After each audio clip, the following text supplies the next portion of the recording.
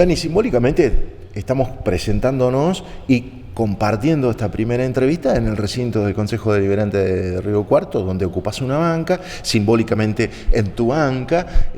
ejerciendo la tarea de representar a un sector muy importante de la comunidad que te ha elegido como edil para discutir todos los temas, pero vos tenés una referencia política, un pasado que te permitió precisamente llegar acá. ¿Quién es Janina Zamanillo? Bueno, buenos días y muchas gracias por la entrevista.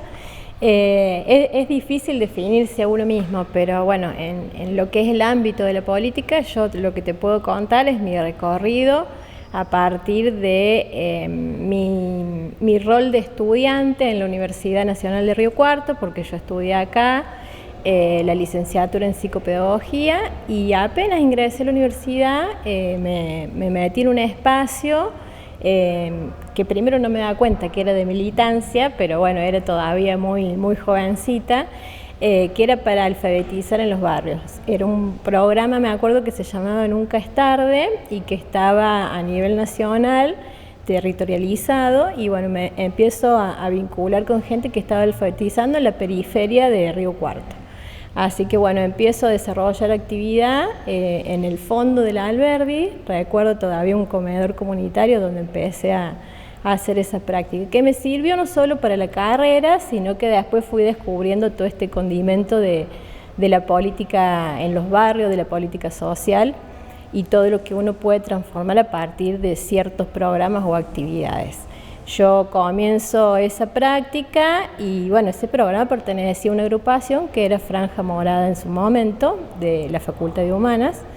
Y bueno, ya me empiezo a involucrar en otros temas, pero siempre tuvieron que ver con lo social. También mi carrera es desde el ámbito educativo, con lo cual los temas estaban relacionados, así que ese fue mi primer recorrido en la política. Yo anteriormente en el secundario no había militado nunca. Y esto lo cuento siempre como anecdótico porque cuando yo tengo un hermano que es un año menor que yo, y cuando empezamos a estudiar los dos, mi mamá y mi papá lo primero que nos dijeron es: no queremos, hagan lo que quieran, pero no militen. Pero bueno, nosotros en ese momento no entendíamos el porqué, pero bueno, nosotros tenemos una historia que tiene parte triste porque mi mamá también fue militante en su juventud cuando estudiaba Ciencias de la Educación en Río Cuarto, y bueno, ella fue una expresa política, estuvo detenida, fue torturada, entonces bueno, ella venía con toda esa vivencia de esos años que fueron realmente tortuosos, y estaba embarazada de mí. Entonces hay también, yo digo, en el ADN un poquito de esas cosas, y bueno, lo primero que hicimos fue no hacerle caso y meternos a militar. Pero bueno, después también ellos siempre llevaron, nosotros venimos de una familia que está involucrada en la política, siempre los domingos fueron de charlas políticas, y no solamente pertenecían al partido que yo hoy pertenezco, la Unión Cívica Radical, sino diferentes partidos. Siempre hubo esa pluralidad y esa discusión en la mesa acerca de temas políticos, con lo cual venimos de un lugar donde eso es un común, digamos, familiar. Así que bueno, y después ya seguí militando en la Juventud Radical y en todo el recorrido. Y llego a la municipalidad a través de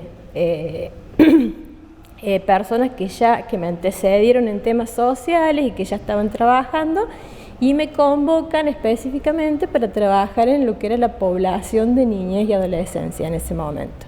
Era un área muy pequeña cuando a mí me convocan, había 6 personas en el equipo, y estábamos justo en un cambio de paradigma donde el niño pasa de ser un objeto, que era considerado así hasta por lo que se llama el juzgado de menores en ese momento, a un cambio de mirada a considerarlo sujeto de derechos. Todo eso fueron años de discusión y de movilización social, sobre todo de las organizaciones sociales, que yo lo destaco mucho, porque ahí me parece que los partidos políticos se quedaron medio de destiempo, y sobre todo en Córdoba. Córdoba es una provincia que viene siempre como atrasada en términos de derechos humanos, y bueno, y yo desde mi lugarcito fui generando algunas cuestiones y me puse a estudiar, porque en ese sentido había yo tenía un desconocimiento sobre estas cuestiones. Y bueno, y ahí me involucro de manera muy fuerte y también planteo para adentro, siendo una coordinadora, porque tenía un cargo ejecutivo, pero de cuarta línea, digamos, y empiezo a plantear para adentro del gabinete si era posible empezar a fortalecer estos equipos. Hasta que en un momento, después de varios años, se da la posibilidad de empezar a jerarquizar estas áreas, ya pasa a ser después Subsecretaría de Niñez, Adolescencia y Familia, y bueno, después se sigue fortaleciendo. Después tengo la posibilidad de concursar, se abre un concurso y rindo en esa jefatura, y bueno, ya me pongo, digamos, más en sintonía en esto, pero siempre fueron temas de índole social. A raíz de esto, también empiezo a especializarme a través de 2 posgrados en Rosario acerca de lo que era la práctica forense y social, porque estas prácticas involucran sobre todo el Poder Judicial. Y no es lo mismo trabajar desde el Ejecutivo, mirando esta población, que articular con los otros ámbitos del Estado, que tienen otros procedimientos, que tienen otras competencias, y donde no tenemos los mismos roles, pero sí las leyes que existen hoy acerca de estas poblaciones involucran a todos los ámbitos, con lo cual hubo que ponerse a trabajar duro sobre estos temas.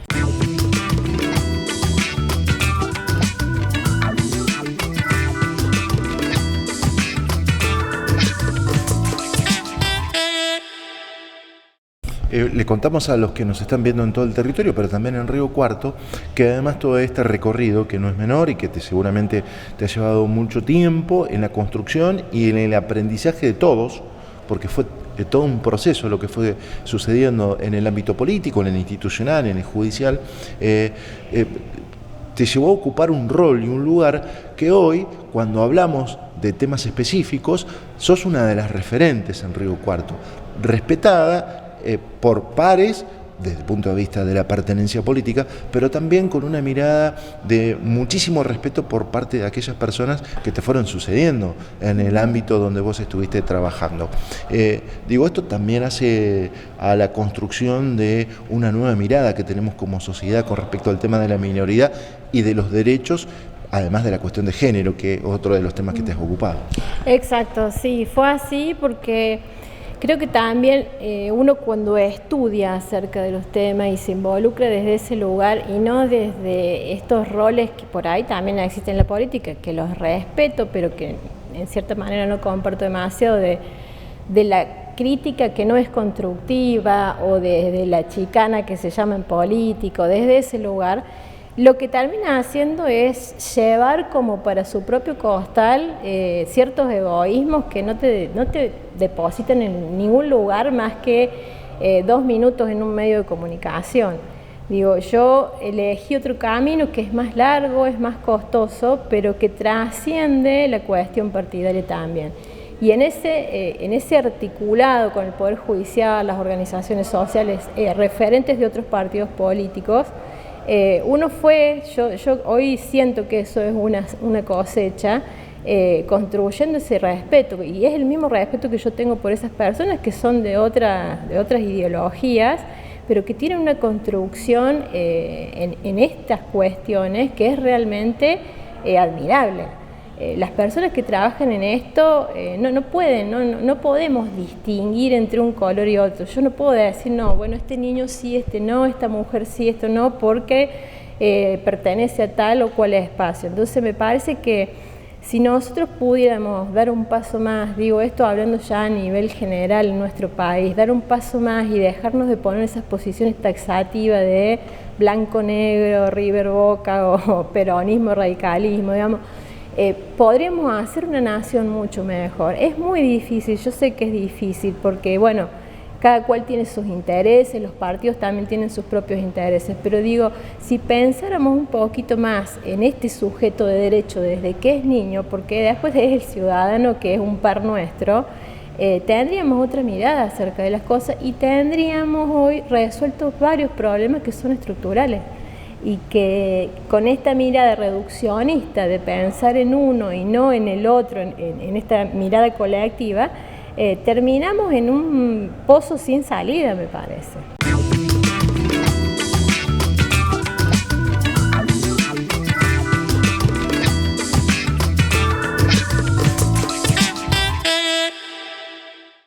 Yani,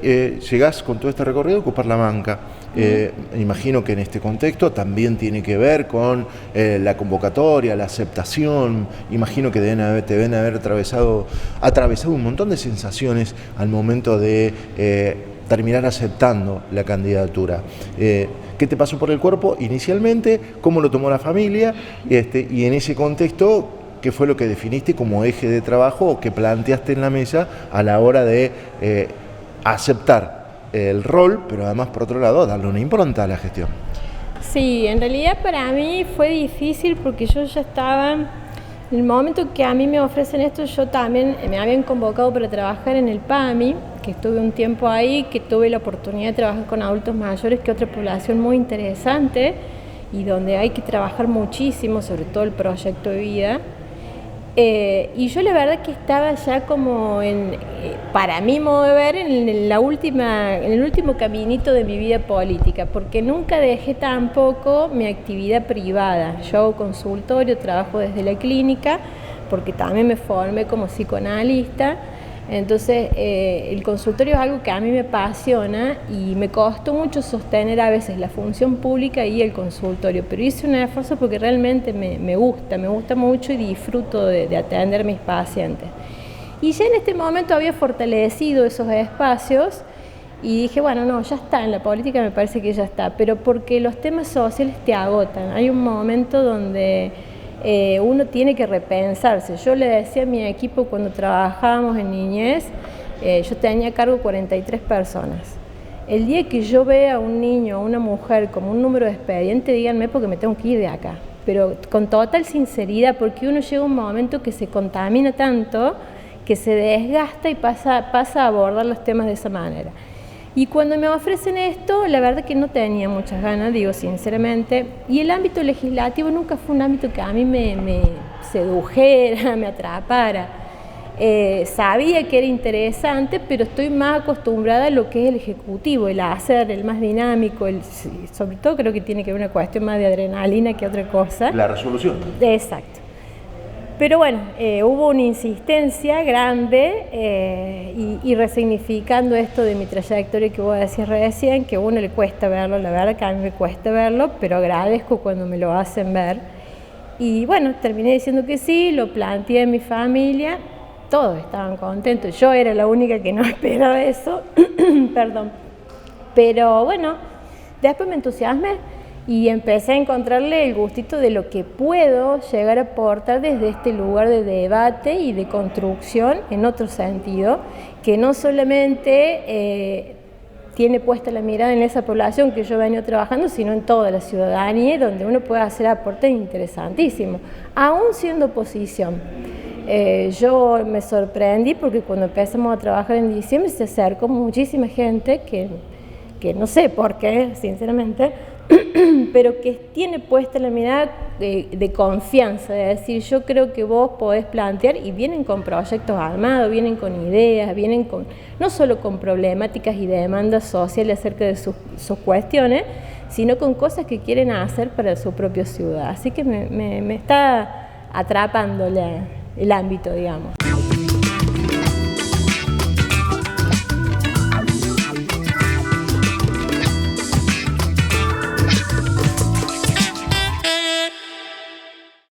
Ha sido también tiempo complejo el que nos ha tocado transitar en el 2020, por un lado, pero además la pandemia no se fue, la normalidad va a tardar mucho en regresar y en ese contexto hay gente con problemas claros, concretos, específicos. 800 instituciones tiene la ciudad de Río Cuarto. Digo, la dinámica de la tarea en una banca tiene que ver precisamente con estar a la altura de las circunstancias y con esa cuestión sensible que nos haga precisamente tener empatía con la problemática, con el proyecto del otro. ¿Cómo te ves en ese recorrido?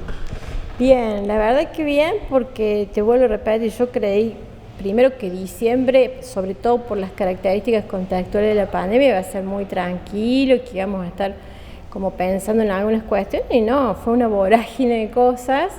Y el tema de volver a la presencialidad en el recinto también hizo de que, bueno, las cosas se den de otra manera. A mí la verdad que me gusta que sea presencial,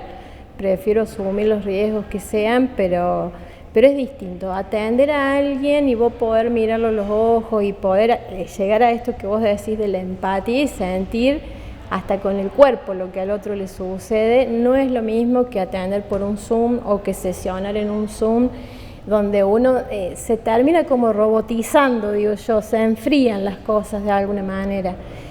Así que yo estoy dispuesta y predispuesta a lo que vaya demandando socialmente la gente. Después, obviamente que tengo mis condicionantes, tengo mis limitaciones, hay temas en los que no me puedo involucrar porque hay gente más especializada que yo y me parece que eso está buenísimo que así sea. Igualmente como cuerpo nosotros hemos planteado una interdisciplinariedad dentro de lo que se puede y bueno, y eso también te va dando fortalezas. Me gustaría sí poder aportar desde otros lugares que no sean solamente con la población que yo he trabajado, como para ampliar también el abanico no solo de mi conocimiento, sino de lo que uno puede aportar al resto. Así que bueno, ahí estamos aprendiendo el rol, porque sinceramente yo he estado acá como asesora, pero ser concejal es diferente. Y bueno, aprendiendo muchas cosas nuevas, estando atenta a esos procesos que creo que pueden enriquecer. Gracias. Es la primera, esperemos que sean muchas y entendemos que van a ser así en función de este recorrido de 4 años de gestión que plantea muchos desafíos para ustedes de la banca de Ediles, pero sobre todo teniendo en cuenta el nivel de demanda de la capital alterna, ni más ni menos que de la provincia y del país, que es donde estamos ahora geopolíticamente ubicados y donde por allí no todo el mundo tomó conciencia de este eje central de la política en donde nos ha puesto la realidad. Bueno, no, gracias a vos y gracias por la calidad y la profundidad de la entrevista, porque nunca tenemos tanto tiempo de responder y de analizar y profundizar sobre tantos temas, así que la verdad te agradezco por la entrevista.